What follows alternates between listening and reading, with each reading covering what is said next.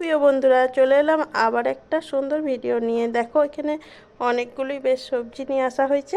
তবে সবজির মধ্যে এই ভুট্টাগুলো দেখতে ভালো লাগছে। এগুলো সবজি বাজারেই কিন্তু পাওয়া যায়, আর খেতে খুব মিষ্টি, একদম টেবিলে খুব নরম। দেখো, দেখো, খুব সুন্দর।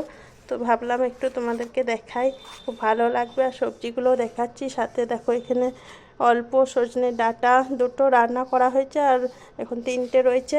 আর বাকি দেখো সমস্ত সবজিগুলোও রয়েছে। এখানে ঝিঙে, পরুল আর বেগুন রয়েছে। এখানে দেখো ভেন্ডি রয়েছে আর পাতি লেবু তবে রান্নার জন্য কেটে রাখা হয়েছে অর্ধেকটা, আর এখানে অর্ধেকটা রয়েছে, মানে দুটো কিনেছিলাম। আর দেখো শাকও নিয়ে এসেছি, খুব সুন্দর। দেখো কচি কচি কুমড়োর শাক, খেতে খুব সুন্দর লাগে। তোমাদের কার ভালো লাগে বলবে বন্ধুরা। আর বাজারে নাশপাতি বিক্রি করছিল, আর নাশপাতি খুব সুন্দর লাগে, পেয়ারের মতন খেতে, দারুণ সুন্দর, একটু আলাদা টেস্ট, কচকচ করে খেতে খুব সুন্দর। আমার তো ভীষণ ফেভারিট। তোমাদের কার ভালো লাগে অবশ্যই জানাবে বন্ধুরা। আর এই কাগজি লেবুটা কেটে রেখেছি, এটার কিন্তু একটা স্পেশাল রেসিপি বানছে।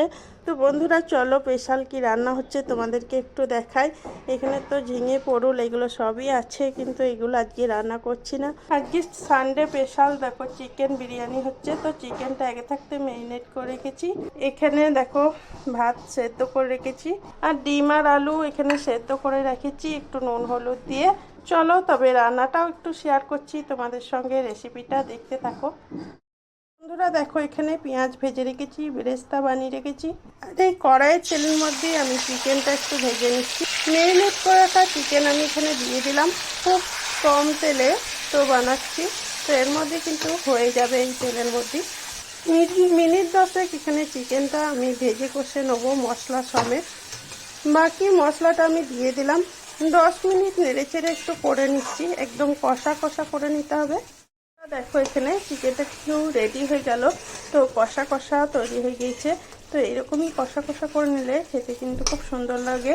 আর এই চিকেনটা দেখো খুব কম মশলার মধ্যে করেছি, আর চিকেনের তো একটা নিজস্ব তেল থাকে, তো কম তেলই দিয়েছিলাম, তো তেলটা একটু ছেড়েছে চিকেন থেকে। এই কষানোর পরে এখানে আলু দিয়ে দিচ্ছি। তো যে আলুগুলো আমি সেদ্ধ করে রেখেছিলাম নুন হলুদ দিয়ে, আর চিকেনের সাথে এরকম করে সুন্দর করে মিশিয়ে নিলে চিকেনের ফ্লেভারটাও কিন্তু আলুর মধ্যে এসে যাবে, আর বিরিয়ানির টেস্টটাও কিন্তু খুব সুন্দর লাগবে। কারণ ম্যারিনেট করার সময় বিরিয়ানি মশলা দিয়েছিলাম, এখানে জিরে গুঁড়ি, ধনে গুঁড়ি অল্প পরিমাণে, আদা রসুন এবং পেঁয়াজ বাটা, গরম মশলা অল্প দিয়েছিলাম, বিরিয়ানি মশলাও ছিল সাথে, নুন হলুদ সামান্য একটু চিনি, সব কিছু দিয়ে সুন্দর করে কষানো হয়ে গেল। তবে হ্যাঁ, হয়ে যাওয়ার মুখিতে দেখো পেঁয়াজ বেরেস্তা একটু ছিটিয়ে দিচ্ছি, আর যে থালাটা আমি ঢাকা দিয়েছিলাম ওটাতে একটু জল বলিয়ে দিয়ে দিয়েছি। আর এটা কিন্তু খুব সুন্দর করে কুকও হয়ে যাচ্ছে, তো বেশি কুক করার দরকার নেই, বিরিয়ানির ভাপেও কিন্তু কুক হবে। তো দেখো 80% মতন কুক হয়ে গেছে, 20% পরে হবে, 20% বিরিয়ানি চালের সাথেই কিন্তু খুব সুন্দর এখানে কুক করে নেবো। ততক্ষণ আমি একটা পাত্রের মধ্যে রাইসটা দিয়ে দিচ্ছি। তো বিরিয়ানি রাইস এখানে তৈরি হয়ে গিয়েছে।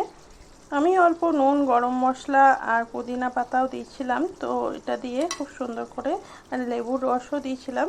তো খুব সুন্দর দেখো কুক হয়ে গিয়েছে, 80% কুক হয়ে গিয়েছে। বিরিয়ানি রাইস কিন্তু এখানে লম্বা লম্বাই আছে, তো দেখো এরকম লম্বা লম্বা থাকলে খেতে কিন্তু ভালো লাগে, আর দেখতেও ভালো লাগে, তেমনি খেতেও কিন্তু খুব সুন্দর লাগে।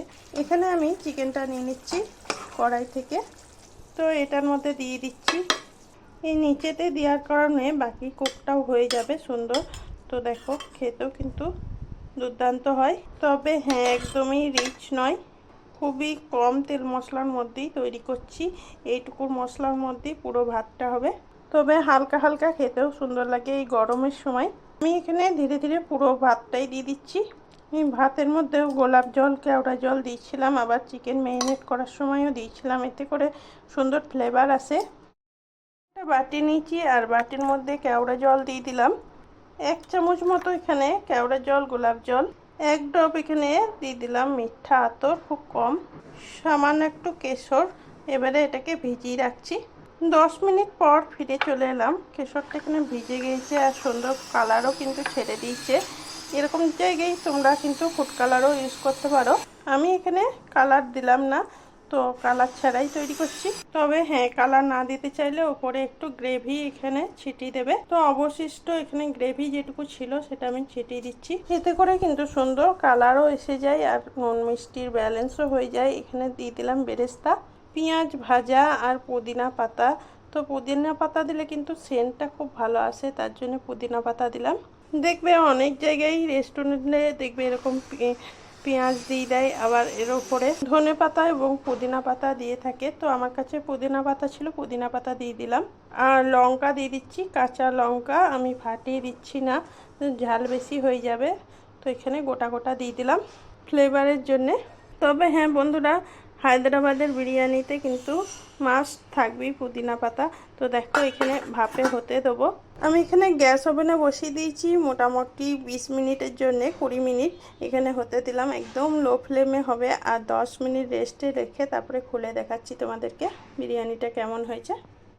আমি মোটামুটি 30 মিনিট পর ফিরে চলে এলাম। খুব সুন্দর একটা সেন্ট আসছে, ফ্লেভার কিন্তু দারুণ সুন্দর আসছে। পুদিনা পাতা আর কাঁচা লঙ্কার সেন্টটা খুব বেশি করে আসছে। আর বিরিয়ানি মশলাটা পরে একটু ছিটিয়ে দিয়েছিলাম, ডিমের ওপরে রয়েছে, দেখি বুঝতে পারছো, সেটা স্কিপ করে গিয়েছে, দেখানো হয় নাই। আমি একটু সার্ভ করে দেখাচ্ছি।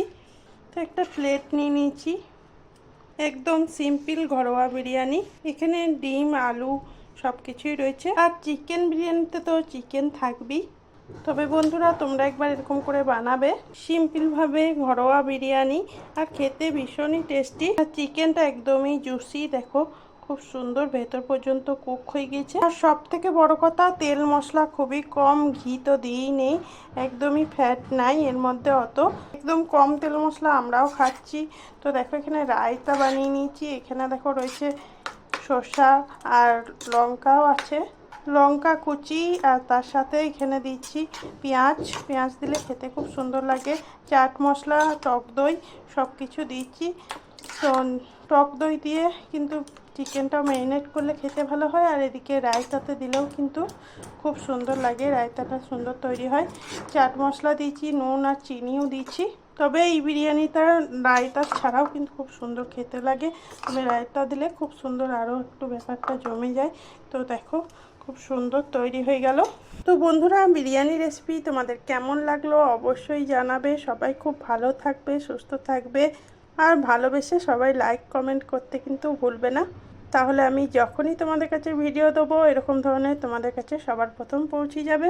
তো বন্ধুরা টাটা, সবাই ভালো থেকো, আবারও দেখা হচ্ছে পরের ভিডিওয়।